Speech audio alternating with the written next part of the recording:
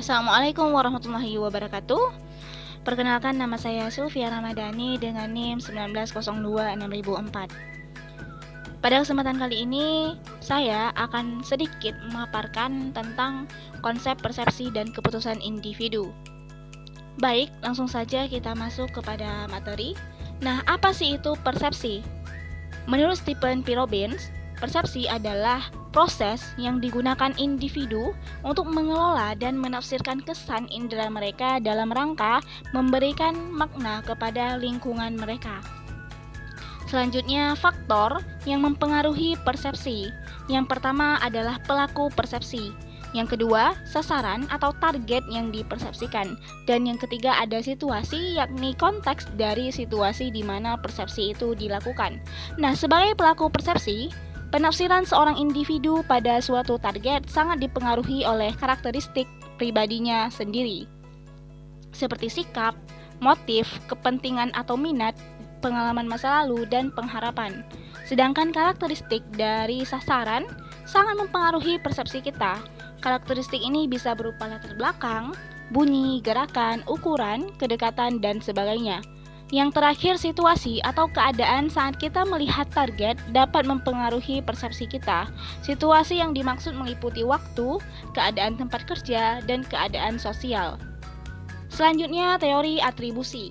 Teori atribusi menjelaskan cara-cara kita menilai atau menjudgment orang dengan berbeda, bergantung kepada pengertian yang kita atribusikan pada sebuah perilaku. Artinya tergantung kepada persepsi kita.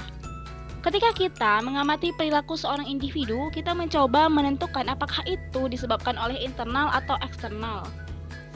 Nah, untuk menganalisis suatu perilaku sebagai atribusi internal atau eksternal dapat menggunakan 3 faktor, yaitu yang pertama faktor perbedaan, yaitu seorang individu yang menampilkan perilaku yang berbeda dalam situasi yang berbeda. Contohnya, apakah pekerja yang datang terlambat hari ini adalah mereka yang selalu mengingkari komitmen? Jika iya, kita dapat memakai atribusi eksternal. Jika tidak, kita dapat memakai atribusi internal. Yang kedua, faktor konsensus. Jika setiap orang menghadapi situasi yang sama, memberikan respon yang sama, maka perilaku ini menunjukkan konsensus. Contohnya, jika seorang karyawan terlambat dan semua karyawan yang menempuh rute yang sama juga terlambat, maka ini disebut atribusi eksternal. Sedangkan jika karyawan lain yang menempuh rute yang sama datang tepat waktu, maka kita dapat mengatribusikan keterlambatannya sebagai penyebab internal. Yang ketiga, faktor konsistensi. Contohnya, datang terlambat 10 menit tidak dinilai dengan cara yang sama bagi pekerja yang belum pernah datang terlambat dalam beberapa bulan dibandingkan pekerja yang terlambat 3 kali seminggu. Semakin konsisten perilakunya, semakin mungkin kita mengatribusikannya sebagai penyebab internal. Nah, selanjutnya bentuk judgement terhadap orang lain. Yang pertama, persepsi selektif. Orang-orang secara selektif menafsirkan apa yang mereka saksikan berdasarkan pengalaman, latar belakang, kepentingan, dan sikap. Misalnya saja, orang yang menyenangi hasil seni akan cenderung memperhatikan lukisan daripada orang yang menyenangi teknologi. Yang kedua, efek halo, yaitu menarik kesan umum mengenai seorang individu berdasarkan suatu karakteristik tunggal. Misalnya pendiam, sangat bersemangat, pintar, dan lain sebagainya. Yang ketiga, efek kontras, yaitu evaluasi atas karakteristik seseorang yang dipengaruhi oleh pembandingan dengan orang lain yang baru saja dijumpai, yang berperingkat lebih tinggi atau lebih rendah pada karakteristik yang sama. Contohnya adalah orang yang diwawancara dapat memperoleh evaluasi yang lebih menguntungkan jika sebelumnya ia telah didahului oleh banyak pelamar yang kurang bermutu. Yang keempat, berstereotype, yaitu menilai seseorang berdasarkan persepsi terhadap kelompok tertentu. Misalnya kita menilai bahwa orang yang gemuk malas, maka kita akan mempersepsikan semua orang gemuk secara sama. Selanjutnya, bentuk judgement ini dapat kita lihat pengaplikasiannya itu dalam penilaian kinerja. Contohnya pada saat wawancara pekerjaan, pada harapan kinerja, kemudian dalam pembentukan profil, yaitu pembentukan stereotype di mana satu kelompok individu dipilih biasanya berdasarkan ras atau etnis untuk penyelidikan intensif, aspek ketat atau investigasi.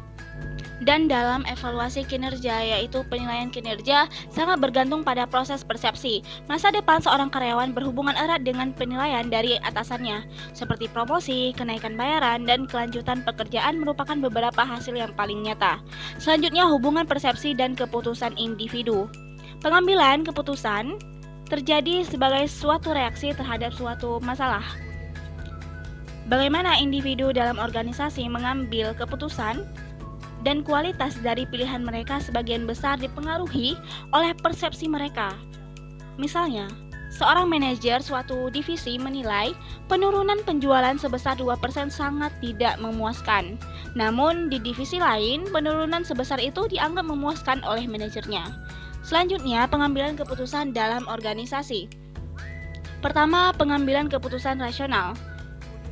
Artinya, pengambilan keputusan harus membuat pilihan, memaksimalkan nilai yang konsisten dalam batas-batas tertentu. 6 langkah pengambilan keputusan rasional yaitu menetapkan masalah, mengidentifikasi, memberikan bobot, mengembangkan alternatif, mengevaluasi alternatif, dan memilih alternatif terbaik. Yang kedua, rasionalitas terbatas, yaitu terbatas pada batas di mana individu merasa puas dengan penyederhanaan masalah yang dianalisis. Yang ketiga, pengambilan keputusan dengan intuitif, yaitu penggunaan intuisi untuk mengambil keputusan.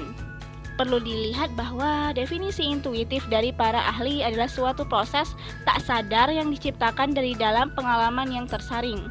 Intuisi ini juga saling melengkapi dengan analisis rasional. Selanjutnya, kesalahan dalam pengambilan keputusan. Yang pertama, bias terlalu percaya diri, yang berpotensi menimbulkan bencana besar daripada kepercayaan diri yang berlebihan. Yang kedua, bias jangkar, yaitu bertahan pada informasi awal dan gagal menyesuaikan dengan informasi selanjutnya. Yang ketiga, bias konfirmasi, kecenderungan untuk mencari informasi mendukung dan membenarkan pilihan-pilihan masa lampau. Yang keempat, bias ketersediaan, yaitu menilai berdasarkan informasi yang sudah ada saja. Yang kelima, eskalasi komitmen, yaitu komitmen yang sangat tinggi pada keputusan walaupun ada informasi negatif. Yang keenam, kesalahan acak, yaitu individu yang percaya bahwa ia mampu memprediksi suatu hal yang ternyata salah.